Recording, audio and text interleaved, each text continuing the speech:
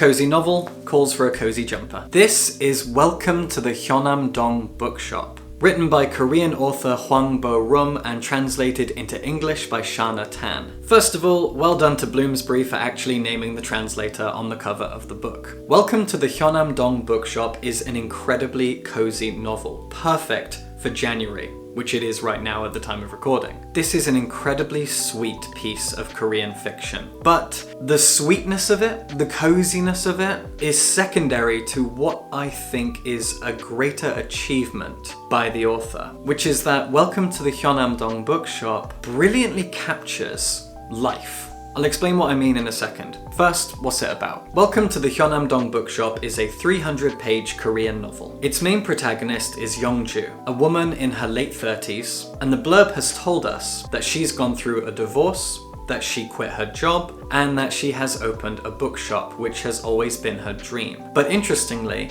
the details of the divorce and her quitting her job aren't fully explored and explained to us, the audience, until very, very late in the novel. I don't think she mentions her divorce at all until the final stretch of the book. But anyway, that's your setup. The Hyeonam-dong Bookshop is open, and from the beginning to the end, we follow the first 2 or 3 years of life in this bookshop. As the shop itself grows and changes, as Youngju figures herself out, figures the shop out, experiments with it, develops as a person, as a bookseller, as a business owner, as a member of her community, we watch all of that happen. Her bookshop also sells coffee, so she hires a barista. Local people start to recognize it, and so she develops a group of regulars, and you get to know those regulars by name. There's a mother and son, and you get to know each of them separately, and also their struggles as mother and son. There's a woman who loves to knit and crochet, and so she sits in the bookshop and crochets, and early in the book, she gives Youngju the things that she's been crocheting, and Youngju decides to give them away. She sets up a giveaway on the shop's Instagram page, and local people come in to get their free crochet, and while they're there, they maybe buy a book. She does lots of things like this to try and build the name of the shop, to get people to know that it exists. She grows the social media profile, and she experiments with community-based things that she can do in the shop. Things like book clubs, things like local community meetups. She interviews authors at the shop, and people pay to come and watch. She does all of the things that a lot of independent bookshops these days do. I personally always have my ear to the ground when it comes to my local bookshops, especially when I was in London, and I need to start doing this again now, to see what those shops are doing in terms of events. What authors are coming by to give talks or have chats with each other? What book clubs do they host? For example, there is a wonderful queer bookshop and cafe in East London that I've spent a lot of time at. I've gone to events there. They even do things like speed dating and yoga. Bookshops are community hubs, and I think that they are wonderful, perfect, beautiful, incredible things. No surprise there. And this book explores the purpose of a bookshop, the opportunities that it presents its community, what a bookshop can offer a neighborhood. But it's even more than that. The book isn't just about the place of a bookshop in its local society and community. It's also about its characters. You get to know Youngju as you go on. You get to know all of these different characters, and the cast of characters continues to build as the novel grows as well.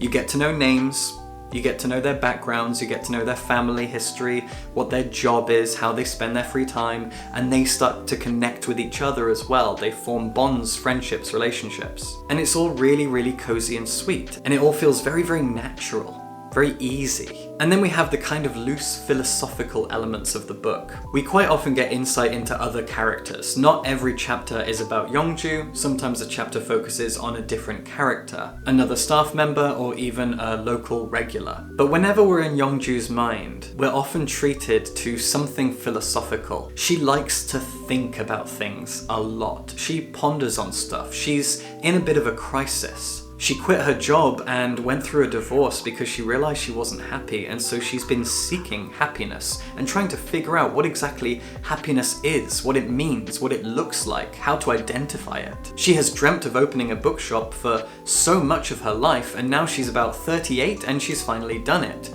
Is that happiness? She wonders that, she questions it, she examines it, maybe too closely. She second guesses herself a lot. And then she starts to examine the philosophy of business and what she needs to do for the business versus what she wants to do for it. For example, she gives in and stocks certain best-selling books that she personally doesn't care about or feel any attachment to, but people come in asking for it, so she starts to stock it. I need to stock this book, I need to sell this book, I need to give my customers what they want, and I need to make money to keep the bookshop alive and running. But do I want to sell this shit book that I don't like just because it's popular?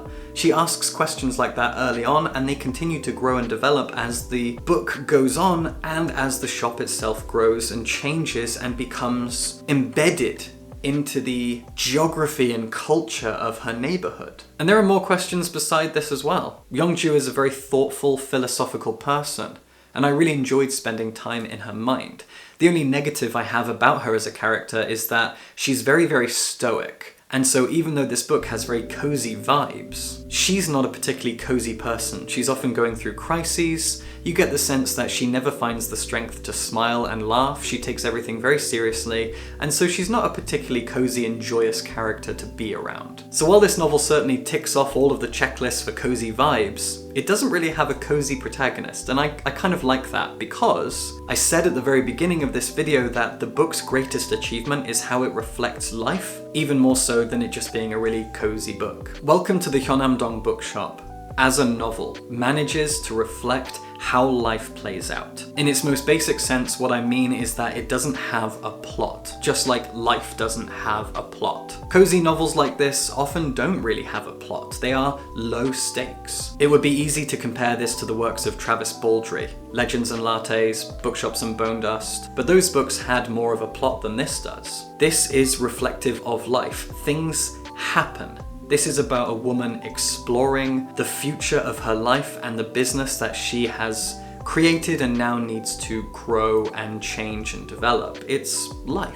And it manages to reflect that so brilliantly by feeling like a collection of memories. You almost get the sense that everything in this really did happen and has already happened. And what we've got now is flashbacks through Yeongju's memories and the memories of the other people around her. Because each chapter will jump forward a little bit in time and jump from perspective to perspective. Each chapter is almost self-contained. It will encompass a specific event, a specific day, a problem that she has to overcome, a new thing that she's trying out for the bookshop, like an author interview or a book club. Or a chapter might just be a very, very short, few page long philosophical musing on business and joy and happiness and all the things that I mentioned before. And so it feels like a collection of memories. When I look back through random memories in the filing cabinet of my brain, I often think back to specific challenges that I faced, or times where I realized I wasn't happy and what I did to try and fix that, dreams that I had and how I accomplished those, blah, blah, blah. And that's how this book feels. It reflects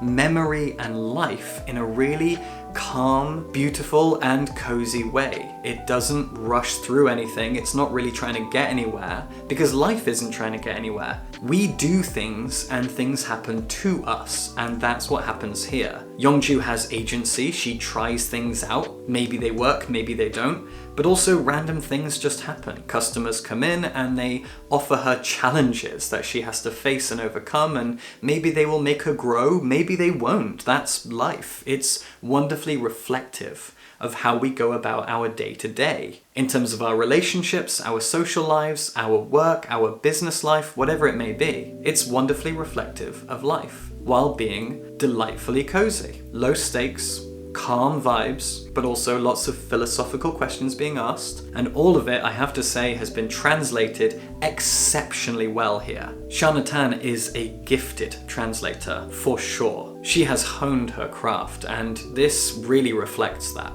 I'm not a translator, and so I often find it difficult to try and explain why I think a particular translation is good, why it succeeds at what it does. And Shana Tan here provides a really good example of that. There are a lot of words and phrases in this novel that are left untranslated, and you come to understand those Korean words either through context or through looking them up. Tan isn't afraid to leave certain words untranslated because you will understand them through context, you will understand them through the conversation the characters are having, or you can look them up because looking up Korean words and learning unique phrases and ways of talking, unique forms of grammar and ways of addressing other people. It's all just fun stuff to do. It's entertaining, it's curious, and you're learning. That's great. She's not afraid to do that, and I really applaud it. But she also uses fantastic metaphors and turns of phrase that only exist in the English language